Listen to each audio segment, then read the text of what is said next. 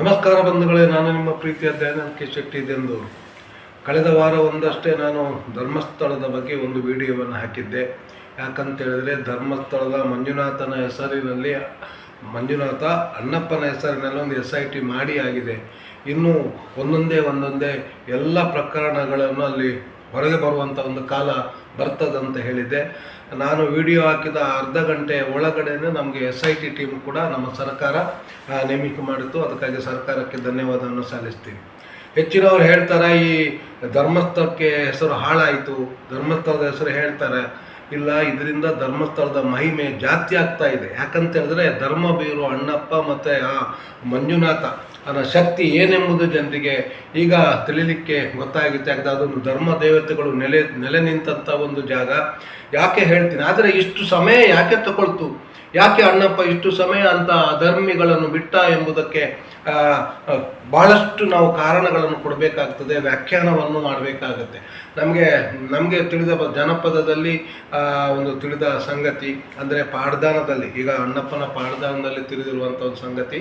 ಆ ಪ್ರಕಾರ ಹೇಳ್ತಾನೆ, ಅಣ್ಣಪ್ಪ ಅಲ್ಲಿ ಅವರಿಗೆ ವಚನವನ್ನು ಕೊಡ್ತಾನೆ. ಆ ಪೀಠದಲ್ಲಿ ಯಾರೇ ಕೂತರು ಅವರು ಕನಸಲ್ಲಿ ಏನಾದರೂ ಮಾತಾಡಿದ್ರು ಕೂಡ ಆ ಮಾತನ್ನು ನಾನು ನಡೆಸಿಕೊಡ್ತೀನಿ ಎಂಬಂಥ ಭರವಸೆಯನ್ನು ಆ ಧರ್ಮ ದೇವತೆಗಳು ಅವರಿಗೆ ಕೊಟ್ಟಿದ್ದಾರೆ ಎಂಬುದನ್ನು ನಾನು ಕೇಳಿದ್ದೇನೆ.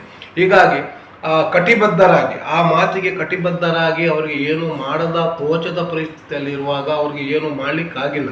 ಇಷ್ಟೆಲ್ಲ ಅನ್ಯಾಯವಾದಾಗಲೂ ಕೂಡ ಇವರು ಏನಾದರೂ ಸುಧಾರಿಸ್ತಾರಾ ಅಂತೇಳಿ ಇವರನ್ನು ಕೆಲವು ವರ್ಷ ಕಾಯಬೇಕಾಯಿತು. ಆದರೆ ಕಳೆದ ವರ್ಷ ಯಾವಾಗ ಅವರಲ್ಲಿ ಪ್ರಮಾಣವನ್ನು ಮಾಡ್ತಾರೆ, ನಾವು ಮಾಡಿಲ್ಲ ಎಂಬ ಪ್ರಮಾಣವನ್ನು ಮಾಡ್ತಾರೆ, ಆಗ ಒಂದು ಅವಕಾಶ ಸಿಕ್ತು ಧರ್ಮ ದೇವತೆಗಳಿಗೆ. ಅದನ್ನು ಅಂದರೆ ಅವರ ವಚನವನ್ನು ಬಿಟ್ಟು ಬರುವಂಥ ಒಂದು ಅವಕಾಶ ಸಿಕ್ತು. ಆ ಅವಕಾಶ ಸಿಕ್ಕಿದ ನಂತರ ಅಲ್ಲಿಯ ಏನು ಪ್ರಕರಣಗಳಿವೆ ಅದೆಲ್ಲವೂ ಬೆಳಕಿಗೆ ಬರಲಿಕ್ಕೆ ಸ್ಟಾರ್ಟ್ ಆಯಿತು.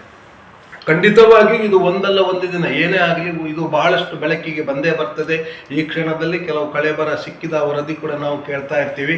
ಆದರೆ ಒಂದು ಮಾತಂತೂ ಸತ್ಯ, ಯಾವಾಗ ಅಣ್ಣಪ್ಪ ಮತ್ತು ಮಂಜುನಾಥ ಸ್ವಾಮಿ ಅಣ್ಣಪ್ಪನ ಮುಖಾಂತರ ಇದು ತನಿಖೆಯನ್ನು ಪ್ರಾರಂಭಿಸಿದ್ದಾನೆ, ಅಲ್ಲಿಂದ ನಮಗೆ ಗೊತ್ತಾಗುತ್ತೆ. ಈಗ ಅನಾಮಿಕ ಎಲ್ಲೋ ಇದ್ದವ ಇಲ್ಲಿ ಬರಬೇಕಾದ್ರೂ ಅದಕ್ಕೂ ಕಾರಣ ಅಣ್ಣಪ್ಪನ ಶಕ್ತಿ. ಅಂದರೆ ಆ ಕ್ಷೇತ್ರದ ಮಹಿಮೆ ಎಷ್ಟು ಅಂತ ಎಲ್ರಿಗೂ ಗೊತ್ತಾಗುವಂತೆ ಇನ್ನೊಮ್ಮೆ ಮಾಡಿದ್ದಾನೆ ಆ ಕ್ಷೇತ್ರ ಅಷ್ಟೇ.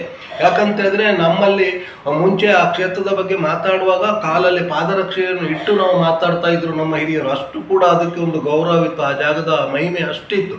ಅಂಥ ಒಂದು ಮಹಿಮೆಯ ಜಾಗ ಇನ್ನೂ ಮಹಿಮೆ ಇದೆ ಎಂಬುದನ್ನು ತೋರಿಸಿಕೊಳ್ಳಿಕ್ಕೆ ಈಗ ಇದು ಒಂದು ಕಾರಣವಾಗಿದೆ ಅಂತ ನಾನು ಭಾವಿಸ್ತೀನಿ ಸ್ನೇಹಿತರೆ. ಇದರಲ್ಲಿ ಈಗ ಕೇಸನ್ನು ಮುಚ್ಚುವಲ್ಲಿ ಅಥವಾ ಅನ್ಯಾಯದಲ್ಲಿ ಯಾರೆಲ್ಲ ಪ್ರೋತ್ಸಾಹ ಕೊಟ್ಟಿದ್ದಾರೆ, ಯಾರೆಲ್ಲ ಪಾಲುದಾರರಾಗಿದ್ದಾರೆ, ಅದನ್ನು ಮುಚ್ಚಲಿಕ್ಕೆ ಪಾಲುದಾರರಾಗಿದ್ದಿರೋದು ಪರೋಕ್ಷವಾಗಿ ಪ್ರತ್ಯಕ್ಷವಾಗಿ ಏನು ಸಹಕರಿಸಿದವರು ಯಾರು ಇರ್ಬೋದು, ಅದು ಪೊಲೀಸರವರು ಇರ್ಬೋದು ಅಥವಾ ರಾಜಕಾರಣಿಗಳಿರ್ಬೋದು, ಅವರಿಗೆಲ್ಲರಿಗೂ ಕೂಡ ಅಣ್ಣಪ್ಪ ಒಂದಲ್ಲ ಒಂದು ರೀತಿಯ ಶಿಕ್ಷೆಯನ್ನು ಕೊಡುವುದಂತೂ ಖಂಡಿತ. ಈಗ ಶಿಕ್ಷೆ ಪ್ರಾರಂಭ ಆಗಿದೆ ಅಂತ ನಾನು ಭಾವಿಸ್ತಾ ಇದ್ದೀನಿ. ಯಾಕಂತೇಳಿ ಇಷ್ಟೊಂದು ಪ್ರಕರಣಗಳು ನಡೆದಾಗ ಕೂಡ ಯಾವುದೇ ಒಂದು ರಾಜಕೀಯ ನಾಯಕ, ಅದು ಯಾವುದೇ ಪಕ್ಷದಿರ್ಬೋದು, ಒಂದೇ ಒಂದು ತುಟಿಕು ಪಿಟಿಕಂತೂ ಮಾತಾಡಿರಲಿಲ್ಲ. ಅದೇ ರೀತಿ ದೊಡ್ಡ ದೊಡ್ಡ TV ಚಾನೆಲ್ಗಳು ಒಂದು ಚಿಕ್ಕ ಪ್ರೋಗ್ರಾಮನ್ನು ಬೆಳಗ್ಗೆಯಿಂದ ಸಾಯಂಕಾಲದವರೆಗೆ ಹೇಳುವವರು ಕೂಡ ಇದರ ಬಗ್ಗೆ ಜಾಸ್ತಿ ಏನೋ ಒಂದು ಚಕಾರವನ್ನು ಎತ್ತಲಿಲ್ಲ. ಮೊನ್ನೆಯಿಂದ ಕೆಲವು ಸ್ಯಾಟಲೈಟ್ ಟಿವಿಗಳು ಮೊನ್ನೆಯಿಂದ ಅಷ್ಟೇ ಪ್ರಾರಂಭ ಮಾಡಿದ್ವಿ. ಕೆಲವು ವಿಶೇಷವಾಗಿ ನಮ್ಮ ಯೂಟ್ಯೂಬ್ ಚಾನೆಲ್ಗಳು ಇದನ್ನು ಪ್ರಚಾರಕ್ಕೆ ತಂದು ಅವರಿಗೆ ನಾವು ಧನ್ಯವಾದವನ್ನು ಕೊಡಬೇಕಾಗುತ್ತೆ. ವಿಶೇಷವಾಗಿ ಇದರ ಹಿಂದೆ ಆ ಸೌಜನ್ಯನ ಕೇಸ್ ಇರ್ಬೋದು, ಅದರ ಹಿಂದೆ ಬಹಳಷ್ಟು ಹೋರಾಟವನ್ನು ಮಾಡಿದಂಥ ಮಹೇಶ್ ಶೆಟ್ಟಿ ಅವರ ಧೈರ್ಯ ಮತ್ತು ಅದರ ತಂಡದಲ್ಲಿದ್ದಂಥ ಮಟ್ಟಣ್ಣವರು ಇರ್ಬೋದು ಅಥವಾ ತಮ್ಮಣ್ಣನ ಇರ್ಬೋದು ಅಥವಾ ಮತ್ತಾರೇ ಇರ್ಬೋದು, ಅವರನ್ನೆಲ್ಲರಿಗೂ ನಾವು ಅಭಿನಂದನೆಯನ್ನು ಸಲ್ಲಿಸಬೇಕಾಗತ್ತೆ. ಅಂದರೆ ಇಂಥ ಒಂದು ದೊಡ್ಡವರ ಅನ್ನು ಎದುರು ಹಾಕಿಕೊಂಡು ಅವರಷ್ಟೆಲ್ಲ ಮಾಡಿದ್ದಾರೆ ಅಂತ ಹೇಳಿದ್ರೆ ಅದರ ಹಿಂದೆ ಇರುವಂಥದ್ದು ಅಣ್ಣಪ್ಪನ ಶಕ್ತಿ ಮತ್ತು ಮಂಜುನಾಥನ ಶಕ್ತಿ ಅಂತ ಹೇಳುವುದನ್ನು ನಾವು ಮರೆಯಬಾರದು ಸ್ನೇಹಿತರೆ. ತಮಗೆ ಗೊತ್ತಿರಬೇಕು, ಇಲ್ಲಿ ಬಹಳಷ್ಟು ಬದಲಾವಣೆ ಖಂಡಿತ ಆಗ್ತದೆ ಅಂತ ನಾನು ನಂಬಿದ್ದೀನಿ. ಯಾಕಂತ ಹೇಳಿದ್ರೆ ನಾನು ಕೂಡ ಈ ಪಂಜುರ್ಲಿಯ ಬಗ್ಗೆ ಒಂದು ಪುಸ್ತಕವನ್ನು ಬರೆದವ. ನನಗೆ ಪಂಜುರ್ಲಿ ಅಂತ ಹೇಳಿದ್ರೆ ನನ್ನ ಆರಾಧ್ಯ ದೈವ, ನನ್ನ ಹೃದಯದಲ್ಲಿ ರಕ್ತ ಮಾಂಸ ಮಜ್ಜೆಗಳಲ್ಲಿ ಅವನು ತುಂಬಿದ್ದಾನೆ. ನಾನೊಂದು ಮಾತು ಹೇಳ್ತೀನಿ, ಯಾಕಂದ್ರೆ ನಮಗೆ ಒಂದು ವಿಶೇಷವಾದ ಇತಿಹಾಸದಲ್ಲಿ ತಿಳಿದಿರುವಂಥ ವಿಷಯ ಅಂದರೆ ಈಗಿನ ಏನು ಇದ್ದಾರೆ, ಇವರೇನಿದ್ದಾರೆ ಪೀಠಾಧಿಪತಿಗಳು ಮತ್ತು ಅವರು ಮೂಲವಾದಂಥ ಅಂದರೆ ಮೂಲವಾಗಿ ಯಾವಾಗ ಬಂದಿದ್ದಾಗ ಅಣ್ಣಪ್ಪ ಅಲ್ಲಿ ಬೀಡು ಅಲ್ಲಿ ಎಲ್ಲ ನೆಲೆ ನಿಂತಾಗ, ಧರ್ಮ ದೇವತೆಗಳು ನೆಲೆ ನಿಂತಾಗ ನೆಲ್ಲೆಯಾಡಿ ಬೀಡಿನಲ್ಲಿ ಇದ್ದಂಥ ವಂಶದ ಕುಡಿಗಳಲ್ಲ, ಇವರು ದತ್ತುಪುತ್ರಗಳ ವಂಶ ಅಂತ ನಾನು ತಿಳ್ಕೊಂಡಿದ್ದೀನಿ. ಯಾಕಂದರೆ ಅಂತ ಪೆರ್ಗಡೆ ವಂಶ ಆಗಿದ್ರೆ ಅವರು ಇಂಥ ಕೆಲಸವನ್ನು ಮಾಡಲಿಕ್ಕೆ ಸಾಧ್ಯನೇ ಇರಲಿಲ್ಲ.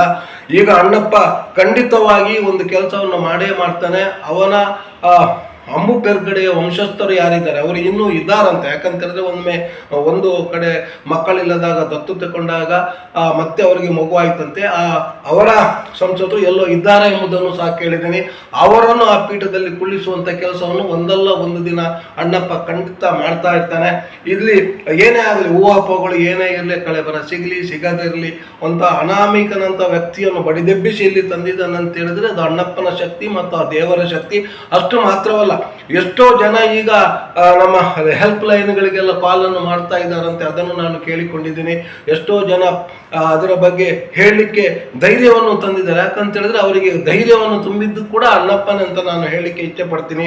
ಒಂದು ಮಾತನ್ನು ಹೇಳ್ತೀನಿ, ಖಂಡಿತವಾಗಿಯೂ ಇದು ಅಣ್ಣಪ್ಪನ ಮಹಿಮೆ, ಧರ್ಮಸ್ಥಳದ ಮಹಿಮೆ ಏನೆಂಬುದನ್ನು ಪುನಃ ಪ್ರಪಂಚಕ್ಕೆ ಒಂದು ತಿಳಿಸಿಕೊಟ್ಟಿದ್ದಾನೆ.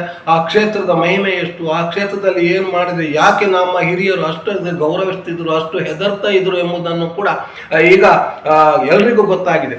ಖಂಡಿತವಾಗಿ ಯಾವುದೇ ಪೊಲೀಸ್ ಆಫೀಸರ್ ಇರ್ಬೋದು, ಇಂಥ ಈ ಮರ್ಡರ್ ಕೇಸಲ್ಲಿ ಅಥವಾ ರೇಪ್ ಕೇಸ್ಗಳಲ್ಲಿ ಅಥವಾ ಹತ್ಯಾಕಾಂಡದಲ್ಲಿ ಭಾಗಿಯಾದಂಥ ಯಾವುದೇ ಪೊಲೀಸ್ ಆಫೀಸರ್ ಇರ್ಬೋದು, ಯಾವುದೇ ಅಧಿಕಾರಿ ಇರ್ಬೋದು, ಯಾವುದೇ ರಾಜಕಾರಣಿ ಇರ್ಬೋದು, ಹಣ ತಗೊಂಡವರು ಇರ್ಬೋದು, ಅಂಥವರು ಎಲ್ಲರನ್ನೂ ಕೂಡ ಒಂದಲ್ಲ ಒಂದು ರೀತಿಯಲ್ಲಿ ಖಂಡಿತವಾಗಿಯೂ ಅಣ್ಣಪ್ಪನ ತಂಡ ಶಿಕ್ಷಿಸ್ತದೆ, ಅಣ್ಣಪ್ಪ ಶಿಕ್ಷಿಸ್ತಾನೆ ಎಂಬುದು ಖಂಡಿತವಾಗಿಯೂ ನನಗೆ ಮನವರಿಕೆ ಆಗದೆ ಶಿಕ್ಷೆ ಕೊಟ್ಟೇ ಕೊಡ್ತಾನೆ. ಆ ಶಿಕ್ಷೆಯನ್ನು ಅವರು ತಗೊಳ್ತಾರೆ. ಅಂದರೆ ಇದಕ್ಕೆ ಬೇರೆ ಬೇರೆ ರೀತಿಯ ಒಂದು ರೂಪಗಳನ್ನು ಕೊಡಲಾಯಿತು, ಜಾತಿ ಧರ್ಮದ ಇದು ಉಪಾಂತ್ಯಗಳನ್ನು ಕೊಡಲಾಯಿತು.